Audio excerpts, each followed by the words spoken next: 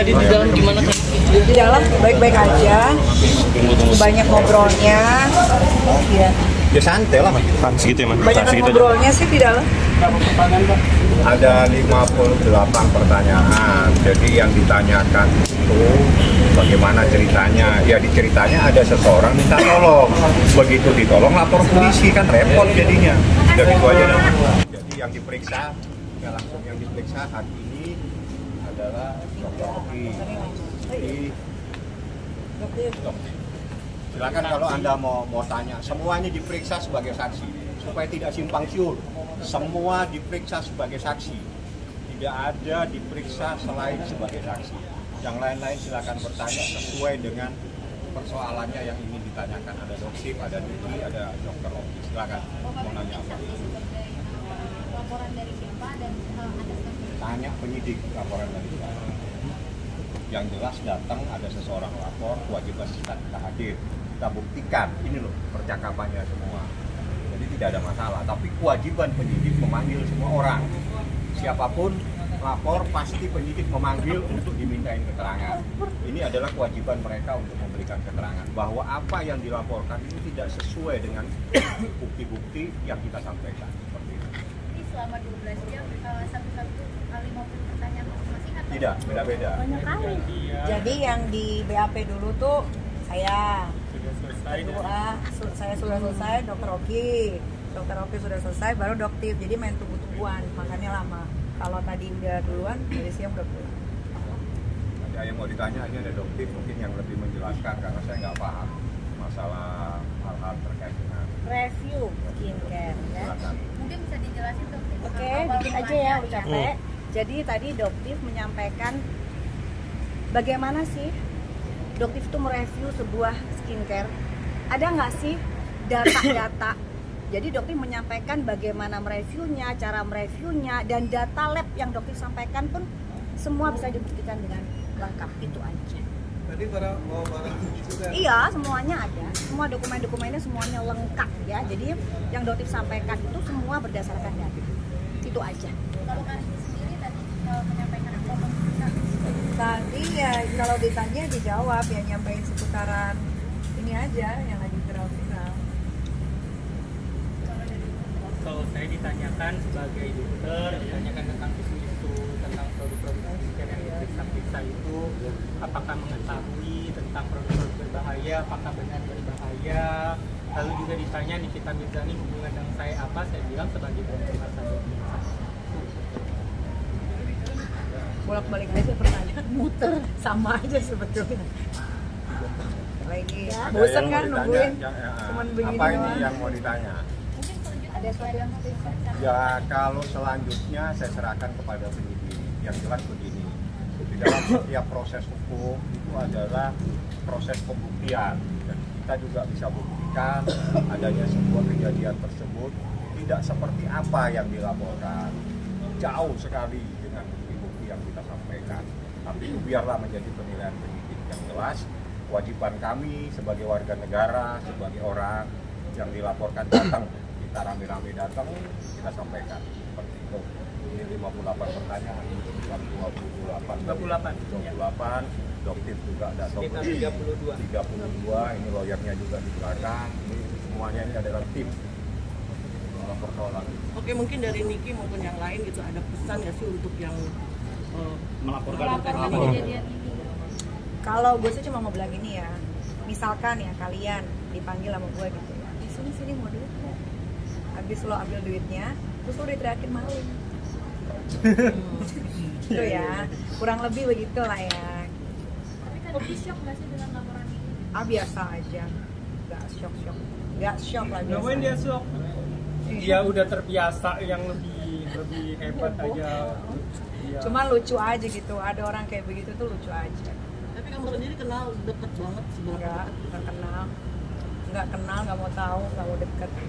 Tapi maunya nge-review. Kamu ngasih laporannya, katanya laporan pemerasan dari pihak kantor. Siapa yang diperas? Siapa? Pelapor kan Dia ngomong nggak diperas? Ngomong nggak dari mulutnya diperas? Ya ngomong nggak? Coba suruh ngomong dong. Nikita Mirzani meres gitu. Jadi gini, supaya Ya, kalau kata dokter ngomong. supaya Bicara. tidak simpang siur gitu ya. Di dalam unsur pemerasan itu pasti ada ancaman. Yang kedua, tidak mungkin ada komunikasi oke yang terbaik sekian. Ini sebetulnya adalah SOP ya. Saya buka saja dalam percakapan itu terbukti dia minta tolong dalam tengah waktu Dia 1 tahun nyari-nyari. dia cari-cari. Bagaimana caranya bisa ketemu Niki? Niki bisa ceritakan itu. Tahun kita diperpanjang nanti. Itu ada kok percakapan. Jadi apa yang menjadi peramai selama ini itu tidak seperti apa yang ada dalam proses pemeriksaan tadi. Jauh. Karena pemerasan itu ada unsurnya, ada ancaman. Bagaimana seseorang datang-datang tidak kenal menelpon seseorang minta tolong supaya ketemu. Habis itu ketemu terus itu. Kalau ini nanti setahun ya, habis itu setahun. Kalau mau habis tolong diberitahu ya. Terus bagaimana? Ada unsur seperti itu. Itu kejadian yang sebenarnya. Jadi ini ada seseorang, saya nggak tahu nih angin apa yang menyebabkan dia melakukan ini seperti itu. Tapi mungkin sudah meminjamkan uang tapi dia nanti pinjamin uang. maksudnya dengan adanya emosi ini hewan kan kita akan dia malah dibikin balik gitu istilahnya. Ya ntar kalau digigit ya gigit lagi. Nah berarti kalau tidak terbukti bersalah di sini ada mau lanjutan yang melaporkan? Ya gigit lah. Ya kan? Katanya digigit kan ya, kalau gitu gigit lagi. Tapi biarin proses ini berjalan, biar terang benderang, biar orang tuh belajar juga gitu kan, bahwasannya kalau ingin melaporkan itu ya laporannya harus yang jelas gitu kan. Jangan cuman karena diduga ada minta bantuan siapa, laporan yang harusnya tidak ada diada-adain. Ya, makanya biarin aja proses ini jalan, biar puas yang laporin ya kan. Kan sayang nanti udah keluar nominal laporannya nggak diterima kan sayang. Jadi harus diterima. Kalau nggak kebukti bakal lapor balik dari kasus itu. Biarkan aja dulu. Iya, biarin aja dulu prosesnya ini Biarin aja berjalan ya Itu kan. aja. Biar nanti sampai ada pembuktian. Ya kalau ditanya ini tidak terbukti lapor balik ya pastilah nggak usah ditanya itu. Yang jelas ya, walaupun ada laporan ini, Doktif tidak pernah mundur dari persoalan. Mereview ya. Selama karena Doktif adalah sekali lagi Doktif itu sekarang ya, Doktif itu kan baru di dunia permedsosan ya Teh ya. Rocky ya Dok ya. Kita semua baru mengenal ya, baru masuk ke dunia permedsosan. Di sini Doktif cukup kaget pada saat Doktif berbicara ke media. Itu buzzer-buzzernya menyerang Doktif dengan kata-kata oh itu panik. Doktif terlihat panik. Tapi kalau nggak bicara dibilang apa? Takut. Ini bener-bener Doktif itu baru banget. Tapi apa yang Doktif lakukan itu semuanya by data, ya. Dan Doktif itu sebagai seorang konsumen. Jadi jangan nanti masyarakat yang nggak suka sama Doktif bilang ini Doktif selalu berlindung di balik undang-undang. Loh kan kita kan masyarakat Indonesia dilindungi oleh undang-undang. Jadi nggak ada yang salah. Tapi yang Doktif lihat selama ini yang menang adalah penggiringan opini. Itu yang akan menang. Dan Doktif demi all tidak pernah menggunakan jasa buzzer sekalipun. Ya, jadi Doktif melihat sekarang mereka ini ya diduga menggunakan jasa buzzer yang luar biasa akan menggiring opini publik ke arah yang mereka inginkan. Gitu. Jadi kalau Doktif ya nggak takut, selama Doktif benar kenapa Doktif harus takut? Doktif nggak akan mundur. Gitu, ya. Mungkin nanti ada yang nanya kemarin-kemarin di live-nya Doktif, bagaimana apakah mungkin akan mundur untuk mereview? Nah, mungkin Doktif kasih kesempatan buat lawyernya Doktif bicara. Silakan Bang bicara. Terkait dengan hak mereview ya.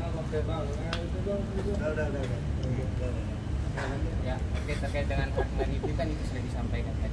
Ulang kali kita sampaikan bahwa itu sudah ditegaskan dalam ketentuan peraturan perundang-undangan pasal 30 Undang-Undang Perlindungan Konsumen. Dalam rangka pelaksanaan perlindungan konsumen, itu masyarakat pemerintah punya hak dalam rangka pengawasan, baik dalam publikasinya maupun dalam tindakannya nanti untuk melaporkan kepada yang berwenang. Iya, jadi di sini ya Doktif itu ada di masyarakat. Doktif sebagai pembeli, sebagai konsumen, dan tidak ada sedikitpun Doktif ingin menjatuhkan usaha orang lain. Jadi buat yang owner skincare yang produknya sih aman-aman aja, nggak perlu risih, tenang-tenang aja. Tapi buat mereka yang nakal pasti akan risih. Kenapa? Karena keinginan mereka untuk terus menipu masyarakat itu akan terganggu dengan adanya Doktif. Ya, oke?